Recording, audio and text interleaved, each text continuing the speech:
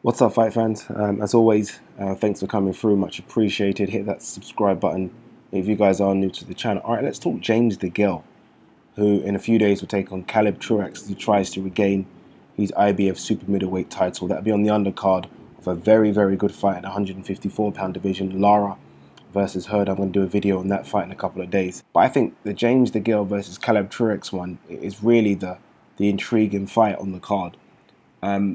I think Truax convincingly beat James Degale at the Copper Box. It was a majority decision, but it's always going to be tough to get a decision away from home. But I thought that he beat him up quite bad and quite easily as well.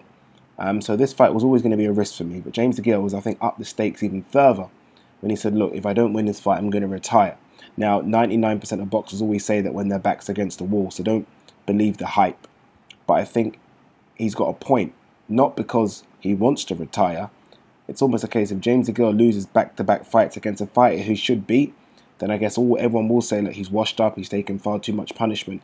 And where does he go? He's not a draw. He doesn't have a belt. He doesn't have a promoter. He pretty much is a freelance fighter that's signed to Al Heyman, but unfortunately he just isn't. He isn't a hot ticket, is he really, James Degale? I put out a tweet a few days ago saying, how would you describe James Degale's career so far? Remember, this is a guy that is an Olympic gold medalist, British champion, world champion. The belt that he won when he fought Andre Degale for the vacant title away from home, always a tough thing to do.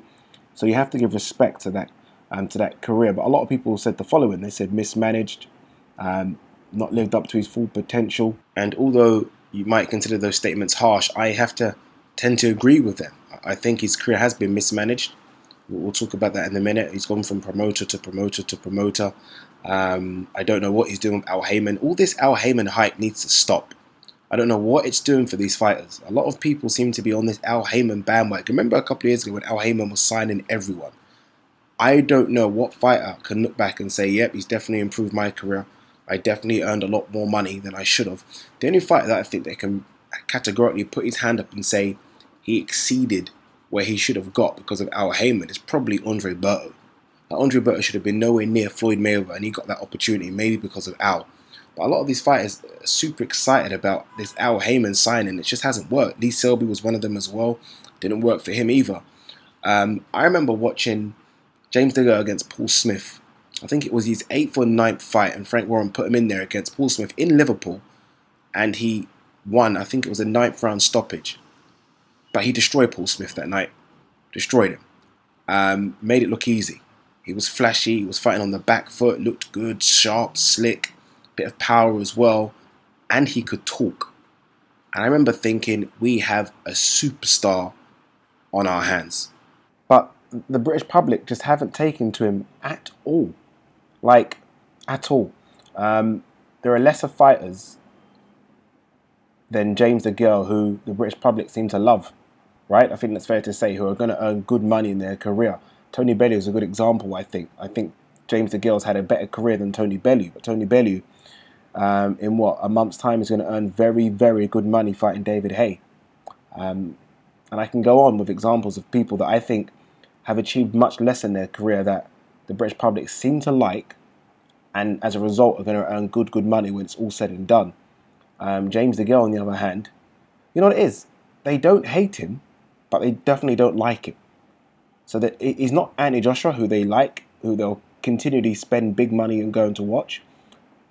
And he's not Chris Eubank.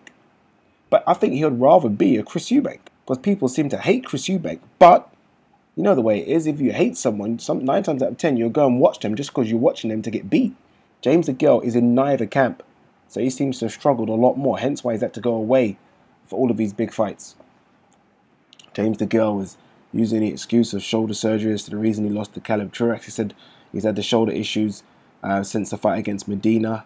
Then it was causing him problems against Badu Jack, so he had the surgery, I think, in June or July. And then he came back and fought Truax in, November, December. And he said, look, he just didn't let the shoulder heal properly. He had surgery, it healed a bit, and then he went into training camp. And look, that could be a valid excuse, but for me, I've started to see slippage in James Degale for a while now.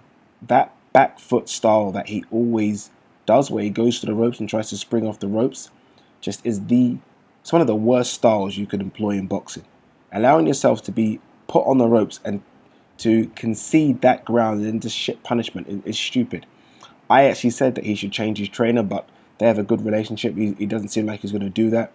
I was told he brought Paulie Malignaggi into this camp, maybe just for advice, if anything. That might be a good move, might be a bad move. I don't know what Paulie can add to someone of the experience of James Degale, but we'll see. But one thing is for sure, if he does lose this fight, although he's talked about retirement, there is nowhere to go. There honestly is nowhere to go, because the excuses will be out of the window now. There isn't a shoulder injury anymore. If you lose to Caleb Truax twice, it's just a case of he's got your number, and he could just be better than you. But at 32, without a big promoter backing you, without the fans loving you, without having a world title, all those fights that you do want, i.e. the Groves rematch, maybe the winner of Groves Smiths, maybe even Eubank, it's going to be very, very difficult because you're simply not going to be the A-side. And James Degale seems like the sort of person that won't take low ball money. But he's going to have to get those shots. But why would you want to fight James Degale? What does he bring to the table? I don't know, but what do you guys make of this fight? I think that Caleb Truax beats him again. I really do. Not because I dislike James Degale, but I just feel like rematches tend to go the same way. Not all the time, don't get me wrong, not all the time, but they tend to go the same way. And the way Caleb Truax beat him last time, it wasn't as though Caleb Truax got a one-punch knockout. So I'm not talking a Lennox Lewis Hassan Rackman type thing or a Lennox Lewis Oliver McCall. He just outboxed him. He just simply outboxed the boxer. And if he can outbox the boxer and rough him up a little bit, who's saying he can't do that again? I think he can. So that's why I'm going for Caleb Truax to win. But what do you guys think? What do you guys make of James Degale's career? Is it a disappointment, or is he unlucky that he didn't get the big fights? He didn't get the Andre Ward. He didn't get the one that he's really wanting, Carl Froch. Considering that George Groves got that twice, he didn't get his opportunity, and that fight could have propelled him the way it propelled George Groves, even in a loss. I don't know how to look at James Degale's career, if I'm honest with you. It's difficult to say someone has failed when they've been an Olympic champion, a British champion, and a world champion away from home, and had good defences against the likes of Badou Jack and Lucien Boutte. But he just hasn't had that big night, has he? He hasn't had his name up in lights. He hasn't had a big homecoming fight. And that's because no one's interested in a James Degale homecoming fight. That's the problem. But guys, leave your thoughts below. Let me know what you think, please.